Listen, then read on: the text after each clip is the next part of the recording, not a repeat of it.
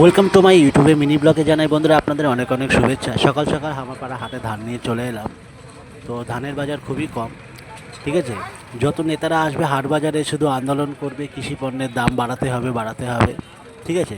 কিন্তু আদৌ কৃষকেরা কোনোদিনও উন্নতি করতে পারবে না। একে তো ফসলের হয়নি, তার উপর আবার ফসলের দাম নেই। তো এই নিয়েই চলতে হবে, কারণ ধানের দাম ঠিক করবে বাজার, আর যে কোনো বিনোদন পণ্যের বাজার ঠিক করবে মার্কেট আর প্যাকেট আর লেভেল, ঠিক আছে। তো যাই হোক, কৃষকেদের জীবন দুর্বিষহ, সারা জীবন তারা এইভাবে চলতে হবে। উন্নতি বলে কিছুই নেই। আমার মতো হতভাগা কৃষক যারা যারা আছেন, তারা ফসল হয়নি ফসল হয়নি বলে চিৎকার করবেন, কিন্তু আপনার ফসলের দাম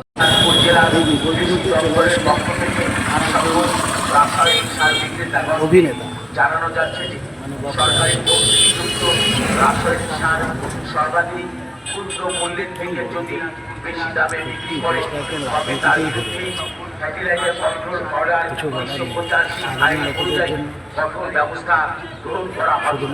দক্ষিণ দিনাজপুর জেলার কৃষি দপ্তরের পক্ষ থেকে জনস্বার্থে প্রচারিত।